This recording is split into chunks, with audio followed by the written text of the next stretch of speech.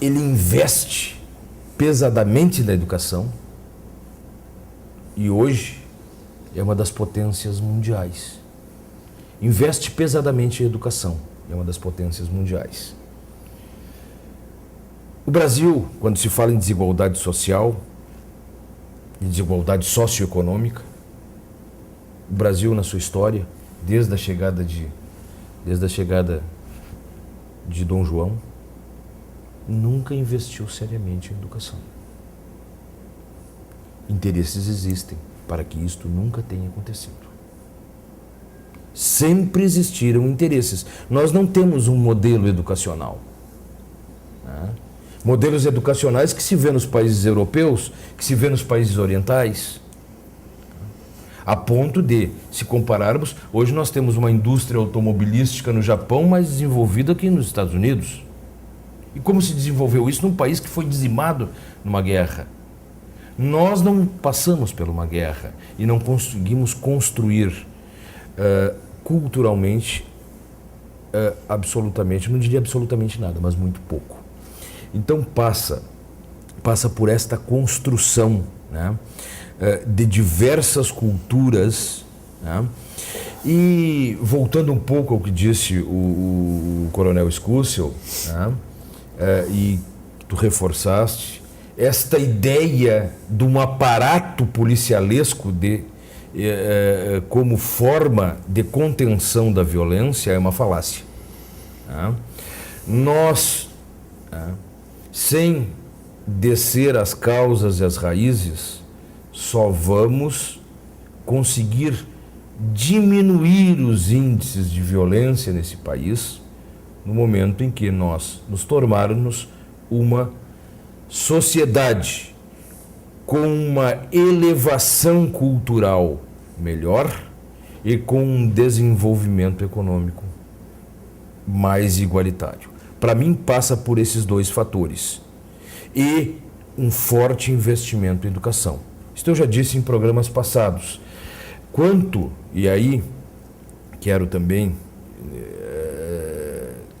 fomentar para a discussão, eu acho, Coronel, que o problema do país não é de legislação, mas de ineficácia dos meios de execução da legislação. E o que eu digo? Isso eu volto a um programa passado. O Estado promete punir e promete retirar da sociedade aquele que puniu, aquele que cometeu um ato que afrontou a ordem jurídica penal, cometeu um delito, né? Respondeu o devido processo legal com as suas garantias do contraditório, da ampla defesa, né? E foi, ao final, condenado definitivamente e afastado da sociedade. No momento que ele é afastado da sociedade, isso serve tanto para o adulto como para o adolescente. A ineficácia, para mim, reside a partir daí.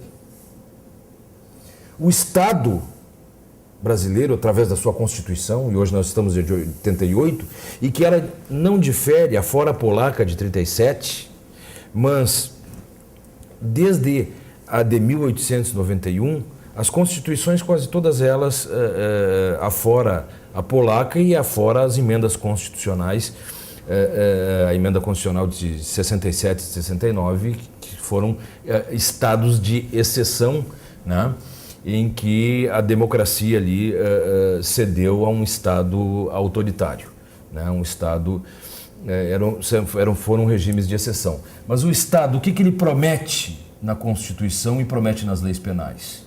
Eu vou te retirar da sociedade, tu cometeste um delito, tu cometeste um dano social grave e tu precisa ser reeducado, tu precisa ser ressocializado.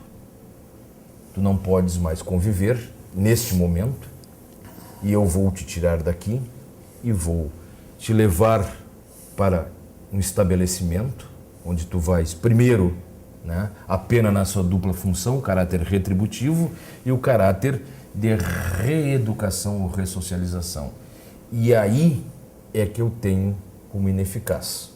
Nós punimos, e punimos muito. Hoje só no Brasil tem 500 mil presos, tem mais de 300 mil aguardando ser preso por falta de estabelecimentos prisionais. Hoje, se as polícias, tanto a Polícia Civil como a Polícia Militar, quisessem cumprir todos os mandados de prisão que faltam para cumprir, não teriam estrutura, obviamente, né? Mas nós teríamos que ter, no mínimo, o triplo da capacidade do sistema prisional, do caótico sistema prisional que hoje nós temos. A ineficácia que eu falo é que o Estado prometeu ressocializá-lo e não o faz. O Estado prometeu reeducar o adolescente e não o faz. Muito né? bem, se o Estado prometeu e não faz, eu não sei se eu estou certo, mas me parece que a Constituição de 88, ela tem mais de 300 vezes falando, garantindo nossos direitos.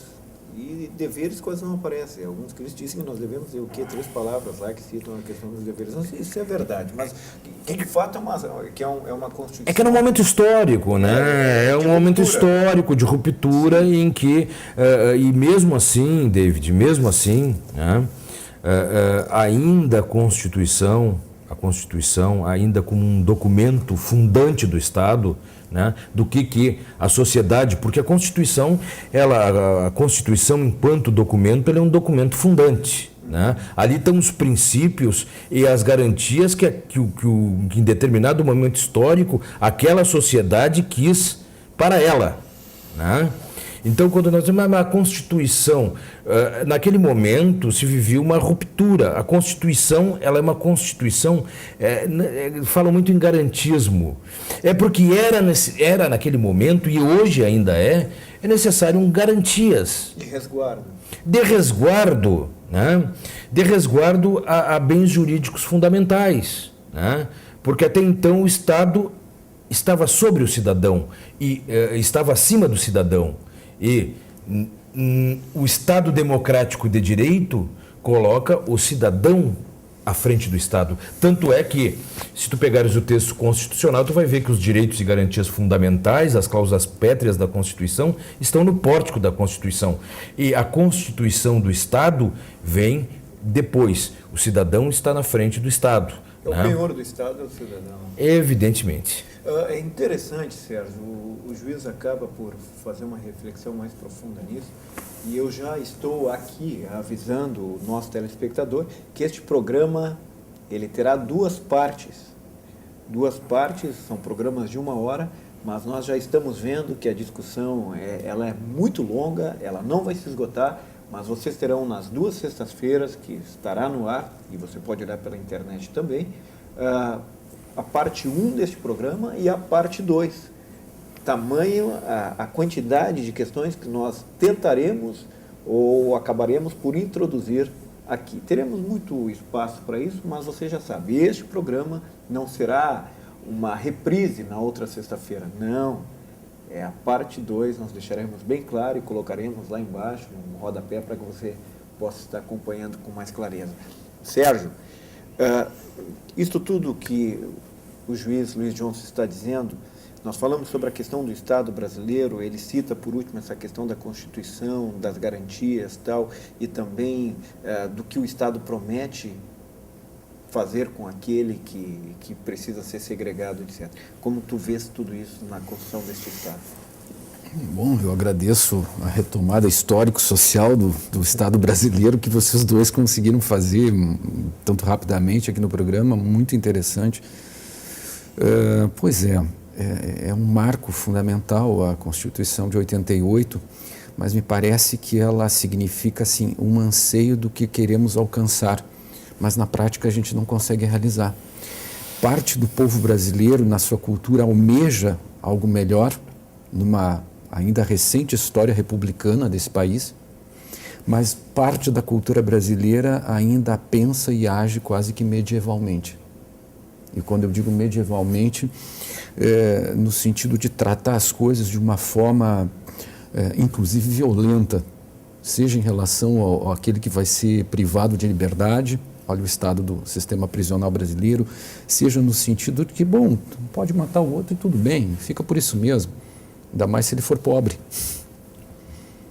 Se ele fizer parte de alguma diversidade que está tentando ocupar um lugar ao sol, esse não tem problema de ser eliminado. A violência, ela tem alguns tipos de violência, mas claramente elas têm condição social e têm cor social. Na medida em que a Constituição ela assegura direitos, inevitavelmente vão surgir violações de direito à luz do dia. Né? Então isso também nos traz um alerta, assim, está aumentando, caramba, o que é isso? Porque evidentemente ela vai se colocar à luz do dia na sociedade e na cultura. Não saberia dizer se hoje nós temos muito mais exercício de violência do que em outros tempos, talvez de outras formas. Né? O Dr. Johnson lembrava de países, né, que com momentos históricos se desenvolveram a partir de processos extremamente violentos, destrutivos, de guerras. Mas no Brasil, a quantidade de pessoas que morrem diariamente no trânsito, por bebidas alcoólicas, por homicídio entre os jovens, a causa de violência é o homicídio, o grande fator de violência entre os jovens é o homicídio. E nada disso parece nos comover. Nós talvez tivéssemos que esperar um confronto do Brasil com algum país, então talvez isso nos levasse a um desenvolvimento melhor. Mas nós temos já uma situação terrível dentro de... Morre mais no Brasil por esse tipo de violência do que algumas guerras. Exatamente, exatamente. Né? E se nós pensarmos que de um lado temos aí um arcabouço de direitos protetivos e que não necessariamente se operacionalizam, muitas leis custam até poder realmente serem efetivadas e cumpridas. Esse mesmo Estado brasileiro é um dos que mais cobra impostos do mundo, não retorna isso dignamente ao seu cidadão. O brasileiro paga um imposto escorchante, equiparado de países altamente desenvolvidos. Então, isso não é uma forma de violência que esse Estado produz sobre o seu cidadão? Nós nos contentamos com os espelhinhos renovados, com tecnologias de segunda e terceira mão que chegam para nós. Mas é interessante que... E quando vamos questionar por que elas não estão funcionando, por que o meu espelhinho aí vão dizer, bom, vamos tomar providências. Faremos. Mas é interessante que tu citas, porque agora a gente acaba por tornar mais claro o que de fato se constitui violência, porque para muitos violência é o roubo, é o assassinato, é isso e aquilo, mas todo tipo de violação deste Estado é violência. Você pega, por exemplo, agora saiu no blog da transparência, que é um outro tema que eu já gostaria de deixar alinhavado com vocês, hora dessas, você vê os custos dos senadores. Quando tu vê senador brasileiro, que já ocupou cargos importantíssimos na história dessa nação, gastando R$2.000 por semana de verba parlamentar para almoçar. Dinheiro público. Esse tipo de atitudes também são manifestações de violência, porque afrontam questões elementares do Estado, que é a questão ética. Que podemos dizer de um ex-presidente que vem de uma origem pobre. Alcança patamares inigualáveis de popularidade e que é hoje considerado um dos homens mais ricos do Brasil. Interessante. Enquanto isso, todos os demais que também vêm dessa mesma posição social não alcançam isso. Que interessante, né? Mas como é que isso vai repercutir no cidadão no seu dia a dia?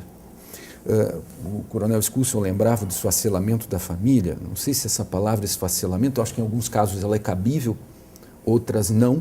Por quê? Porque temos mudanças nas constituições familiares, mudanças nas formas dessas famílias se constituírem, mas independente disso, o preocupante não é exatamente a forma dela se constituir, mas como opera ali pai e mãe, que tem produzido crianças sem controle dos limites, sem controle algum, que se colocam sobre os seus pais muitas vezes, que são compensadas com brinquedinhos e outros artefatos porque eles querem redimir sua